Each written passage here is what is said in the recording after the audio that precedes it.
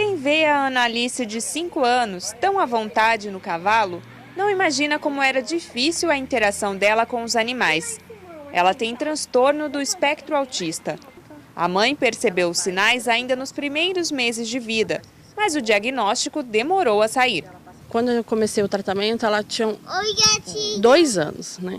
Aí que demora um pouco o diagnóstico, né? Porque muitos pais, igual a gente, fica muito ansioso por um diagnóstico.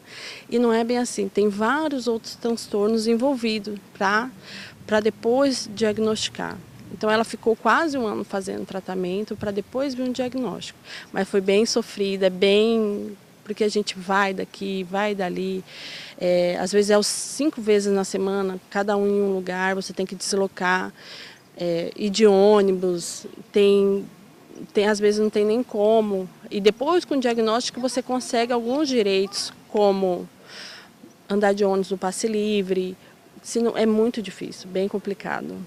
A psiquiatra especialista em infância e adolescência explica que o transtorno do espectro autista influencia o desenvolvimento das crianças. São apresentações diferentes que atrapalham o desenvolvimento da criança em basicamente 2 amplos aspectos do desenvolvimento, que é a questão da comunicação social e comportamentos e interesses restritos. Isso falando de uma maneira geral, né? Se a gente for pormenorizar, na comunicação social a gente tem a questão, né, da linguagem, seja verbal ou não verbal, tem a questão da interação social entre as crianças, né? E além de outras nuances, né, que às vezes uma comunicação social subjetiva, né, não necessariamente a criança não brinca, não necessariamente a criança é isolada ao total. Às vezes são aspectos bem subjetivos, de uma dificuldade de fazer, né, de estabelecer um vínculo efetivo com o outro. E tudo isso, né, vão ajudando a auxiliar a compor o diagnóstico. Na parte dos comportamentos, né, podem ser comportamentos restritos, podem ser comportamentos estereotipados, dificuldades nas habilidades criativas da criança. Então, é um quadro de desenvolvimento, né, que pode afetar realmente amplos aspectos. Hoje, a Ana Alice faz o tratamento multiprofissional, com fisioterapeuta, psicólogo, pedagogo e fonoaudiólogo, além do acompanhamento psiquiátrico. Mas foi na ecoterapia, o método terapêutico que utiliza o cavalo, que a pequena paciente apresentou os primeiros resultados. A Ana Alice faz o tratamento de ecoterapia desde que tem 2 anos e meio de idade. Aqui ela desenvolveu a concentração, a fala e a socialização com os animais.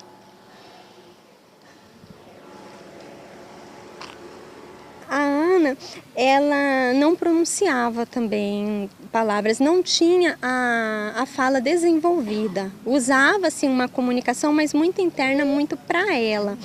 E depois de um tempo, ela, além de já socializar com a questão do dizer bom dia, do dizer tchau, do abraçar quando a gente chegasse, isso ela conquistou mesmo com a eco, porque ela não fazia nenhuma dessas questões. Era bem interessante a forma que ela chegava, ela ficava sentadinha num canto. Quando percebia que íamos sair, ela se demonstrava um pouco ansiosa, mas não socializava. E a nossa intenção realmente é que a criança autista se torne autônoma. O projeto de ecoterapia da Sociedade Hípica Cuiabana funciona há 3 meses no Parque de Exposições em Cuiabá.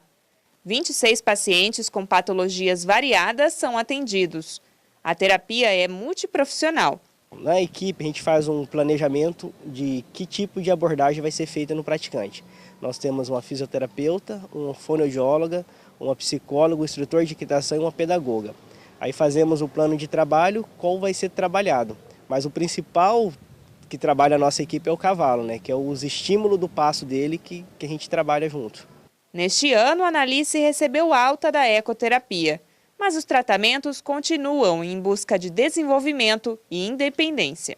Eu imagino ela bem independente e com muito sucesso.